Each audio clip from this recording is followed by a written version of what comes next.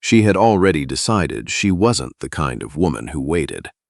That was what Rowena Quill told herself on the morning she arrived in Hatchett Creek, her trunk strapped to the back of a wagon that smelled like wet dog and pine sap, her savings folded into a handkerchief tucked inside her boot.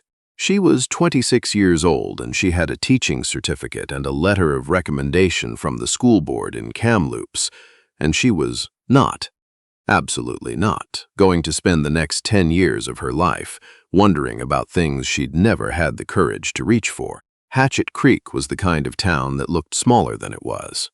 One main street, a general store, a post office that also served as the telegraph office, a church with a crooked steeple, and a livery stable that seemed to be the real center of civic life. The school sat on the eastern edge of town, a tidy one-room building with a pot-bellied stove and windows that let in good afternoon light. Rowena stood in front of it for a long moment before she went inside. She thought, this is a good place to start. She did not think about the man who had driven the wagon. That would come later. His name was Drummond Holt, and he was not the sort of man people described in flattering terms on first meeting.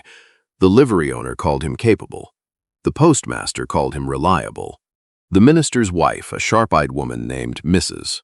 Cofield, called him stubborn as a fence post and twice as useful. Drummond himself didn't seem to mind any of these assessments. He ran a small operation on the north side of town, a modest ranch, a good herd, a hay operation in the summer that kept half the valley fed through winter. He was 34 years old, and he had lived in Hatchett Creek his entire life, except for 2 years he'd spent up in the Peace River country that he didn't talk about. Rowena met him because her trunk was stuck in the mud. It was her third day in Hatchett Creek. She had been trying to move it from the wagon house where it had been stored to the small room she was renting above the seamstress shop. The trunk was heavier than it looked. She had it half lifted and half dragging when the wheel caught in a rut left by the morning's rain, and she went down hard on one knee, and the whole sorry enterprise came to a halt in the middle of Church Street with her hands muddy and her dignity taking the afternoon off. Drummond had been crossing to the post office. He stopped. She looked up. He looked at the trunk, then at the mud, then back at her. "You need a hand," he said. It wasn't a question. "I'm managing," Rowena said, which was demonstrably false. He picked up one end of the trunk anyway. She picked up the other. They didn't speak again until they got it up the stairs and through the door of her room, and by then she was too winded to argue about whether she'd wanted his help. "Thank you," she said, because she was not too proud to be polite. "Drummond Holt," he said, holding out his hand. "Rowena Quill." She shook it. His hand was rough and warm, and he let go at exactly the right moment, not too soon, not too long. "I'm the new school teacher." "I know," he said. Mrs. Cofield told everyone. He left without elaborating on what Mrs. Cofield had said. Rowena found herself, against her better judgment, mildly curious. The school had 11 students, ranging from 6 to 14. By the end of her first week, Rowena knew all their names, their strengths, their soft spots, and which ones were being sent to school primarily to get them out from underfoot. She liked them all, even the difficult ones. Especially the difficult ones, if she was honest. Teaching suited her. She had known it would. She had a patient way of explaining things and a low tolerance for the particular kind of cruelty that children could inflict on each other, and she knew how to make a classroom feel like a safe place without making it feel soft. The parents approved. The children, after some initial wariness, decided she was fair.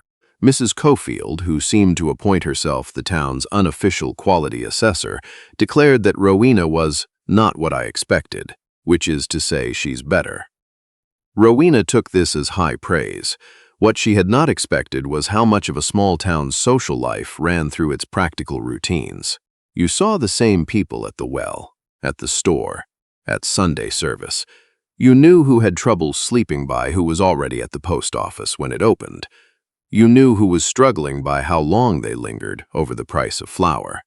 And you knew Drummond Holt was there because his horse was always tied outside wherever he happened to be, a big gray animal named, she found out eventually, Prospect.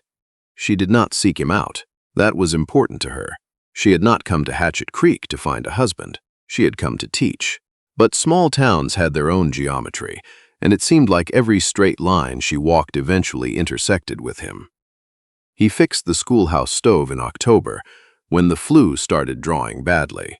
He didn't ask for thanks, and she gave it anyway. He hauled firewood for the church in November, and she was there arranging the hymnals, and they talked for 20 minutes about whether the new Dominion land policy was going to push more settlers into the valley. She had opinions. He had different ones. Neither of them convinced the other of anything, but she thought afterwards that it had been one of the better conversations she'd had since arriving. He was not easy to know. That was the plain truth of it. He was quiet in the way that some men were quiet. Not shy, not cold, just economical. He said what he meant and didn't dress it up, and if he didn't have anything to say, he simply didn't say it, which was rarer than people thought. He laughed occasionally, usually at something unexpected, and when he did it, changed his whole face. Rowena noticed this. She did not make a great deal of it. November became December. The valley got its first real snow. The children arrived at school with red noses and a new energy that had to be carefully redirected toward arithmetic. It was Mrs. Caulfield who first said anything, which was perhaps inevitable. Drummond Holt has been talking about the school, she told Rowena one afternoon, in the particular tone that meant she was delivering information she had been holding for the right moment. About what? Rowena asked. About how it's better than before, how the children seem more settled. A pause. He doesn't say much, as you may have noticed, so when he says something, people tend to pay attention. Rowena kept her expression neutral. That's kind of him. He brought in a cord of extra wood for the schoolhouse, left it round the back. Didn't mention it. She hadn't noticed. She felt something shift, slightly, in her chest. She was annoyed at herself for noticing the shift. He's thoughtful, she said carefully. He is, Mrs. Caulfield agreed. He's also been on his own since his wife passed, going on 5 years now. I'm not saying anything, she added in the tone of someone who was absolutely saying something. Just noting. Rowena thanked her for the information and went home and made herself a cup of tea and thought, I am not going to be the kind of woman who reads into a cord of firewood. She managed this for about 3 days. It was the skating that undid her in the end. Not in any dramatic way. Nothing so simple as a moment she could point to. It was more cumulative than that. The frozen pond on the south edge of town was a Saturday tradition, apparently, and by her second month in Hatchett Creek, Rowena had been folded into it without quite realizing how. Someone lent her skates. Someone else brought hot cider in a tin pot. The school children came, and half their parents, and it was loud and good-natured and cold in the way that Canadian winter cold could be good if you were dressed for it and moving. Drummond came. She had not expected him to, somehow, though she couldn't have said why. He could skate, not in a showy way, in the way that people skated when they had grown up doing it, without thinking about their feet. He helped 2 of the younger children stay upright. He retrieved a hat that went skidding across the ice. He stood near the edge for a while and watched, and then he looked at her, and she was already looking at him, and neither of them looked away immediately. Later, when most people had gone and the cider was finished, they ended up on the bank side by side, taking off their skates. The sky had gone that deep blue-green it got in the cold just after sunset. It was very quiet. "You're good at this," he said. "Teaching. I've only been here 2 months, long enough to see." He was working at a stubborn buckle. The Mitchell boy used to hide in the barn to avoid going. Now he's there before the bell. She knew about young Thomas Mitchell. Getting him to come had taken 3 weeks of patience and a very carefully constructed assignment about horses. He just needed an in, she said. Most people do. He got the buckle. He stood up, skates in hand, and looked at the ice for a moment. "You're going to stay then?" Some teachers come for a year and move on. It was a straightforward question. She wasn't sure why it felt like more than one question. "I'm going to stay," she said. "I like it here." He nodded, like she'd confirmed something he'd been turning over. Then he said quietly, "Good," and picked up his coat and left. Rowena sat on the bank for a little while longer. The sky went darker, she thought. I am in some trouble here. January was hard the way January always was in that part of the country, relentless and gray, with a cold that got into things. The schoolhouse stove worked hard. Rowena kept the children moving, added more recitation, more story time, anything to keep the energy circulating. She saw Drummond less, which she told herself was fine. She saw him at the store once, and they talked about whether the pass would stay open if the cold held. She saw him at Sunday service, and they nodded to each other in the way of people who have spoken enough to be past formal greetings, but haven't arranged anything deliberate.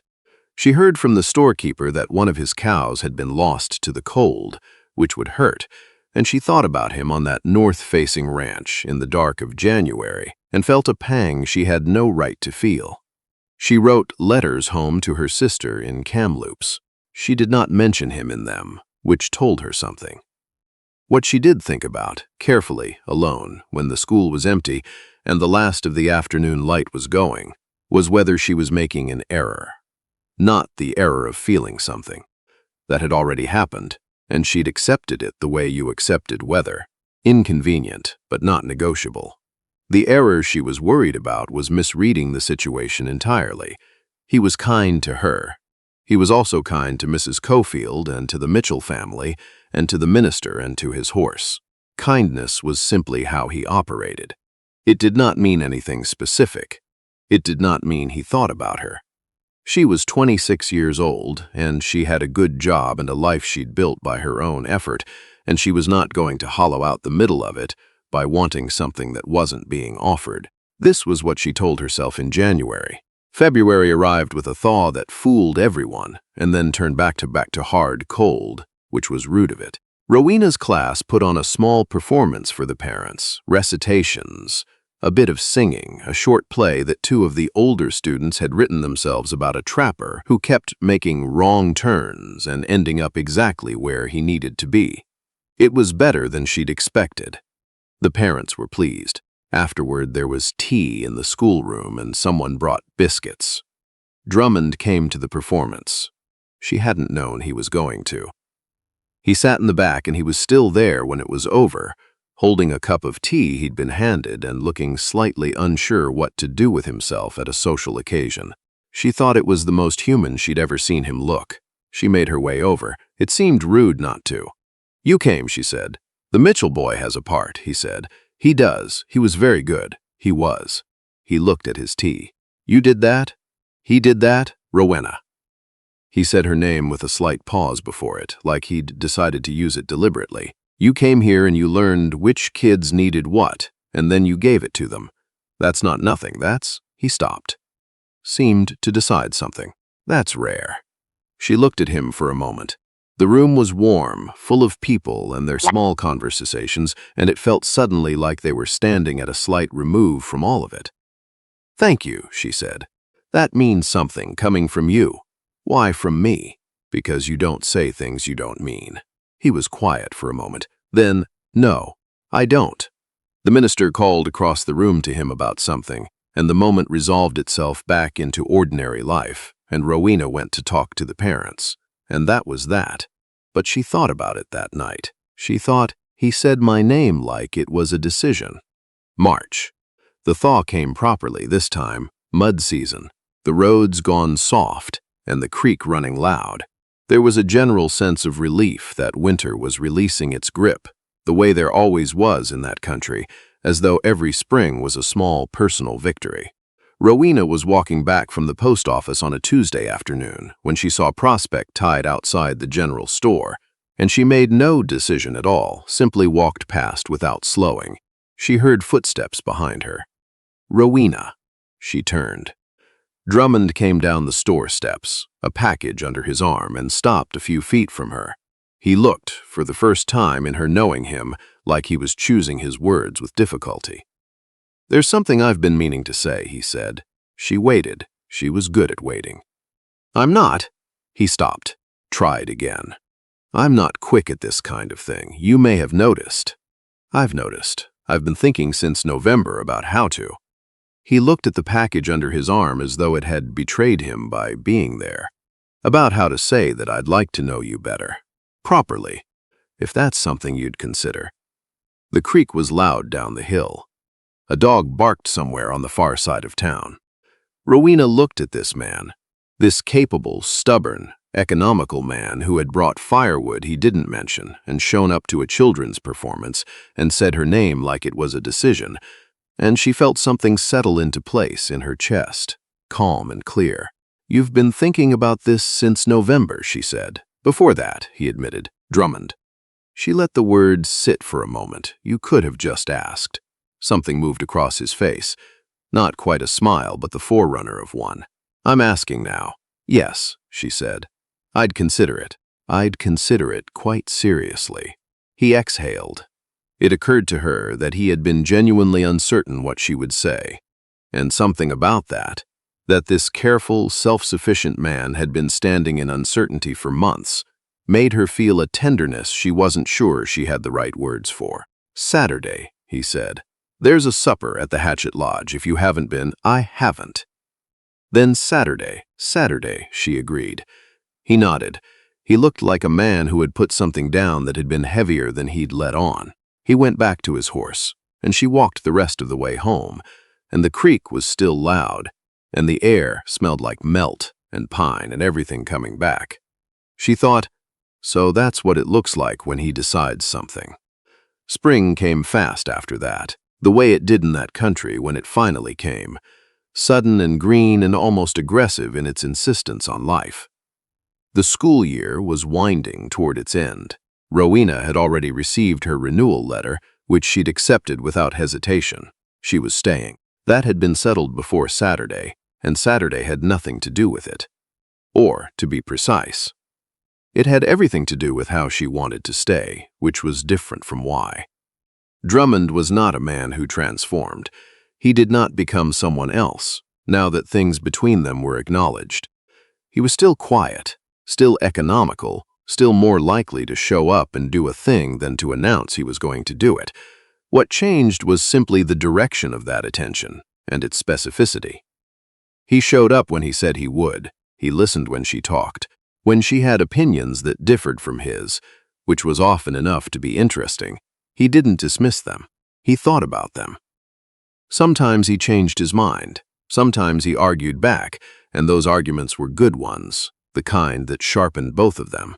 She met his horse properly. Prospect was opinionated about strangers and took 3 visits to decide she was acceptable, which Drummond thought was funny and which Rowena thought said something accurate about the pair of them. She told her sister, finally, in a letter that ran to 4 pages. Her sister wrote back immediately, "I knew. You stopped mentioning him, and I knew." Rowena read this, thought, that obvious, and then thought, yes, probably. It was a warm evening in late May, the end of a long day, and they were sitting on the steps of her building in the last of the light. This had become a usual thing. Nothing arranged, just understood. He was done for the day. She was done for the day. And the steps faced west and caught the late sun. He had been talking about the summer's hay cutting and whether the field nearest the creek would stay dry enough. She had been half listening and half watching the way the light was going gold over the roof lines across the street. It was comfortable in the way that things became comfortable when you stopped performing ease and simply had it. "What are you thinking?" he asked. "That this is a good place," she said. "That I made the right choice coming here." He was quiet for a moment, then, "I'm glad you came. You didn't know me when I came." "No, but I know you now." A pause. "And I'm glad." She looked at him. He was looking at the street, not at her, but there was something deliberate in the way he'd said it, the way he said things when he'd thought about them. "Drummond," she said. When I came here, I told myself I wasn't the kind of woman who waited for things." He turned to look at her now. "Are you?" "I don't know," she said honestly. I think I waited for you, without meaning to. I think I was doing it for months before I admitted it to myself." He was quiet for long enough that she wondered if she'd said too much. Then he said, "I wasn't waiting. I was afraid of what? Of getting it wrong." He looked back at the street. of asking and finding out I'd misread everything. It seemed better to be careful. And now, he turned again. The light was on his face, and he looked, she thought, like someone who had come through a long winter and was willing to believe in the spring. Now, he said, I think careful cost me about 4 months. She laughed. It came out warm and real, and she didn't try to shape it into something smaller. It did, she agreed. But we have the summer. We have more than the summer, he said quietly. He said it the way he said things that mattered, plainly, without dressing it up, just setting it down in the air between them where they could both look at it. She looked at it. She found that she believed it. Yes, she said, we do. The sun dropped behind the roofline. The street went blue and soft.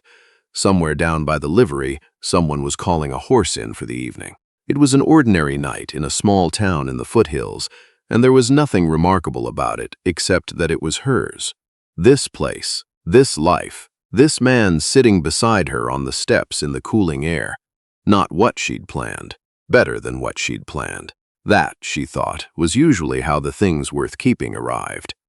Not announced, not dramatic, just quietly present, until one day you looked over and realized they had been there all along, waiting with more patience than you'd given them credit for. Rowena Quill had said she wasn't the kind of woman who waited. As it turned out, the right things had been worth every single day.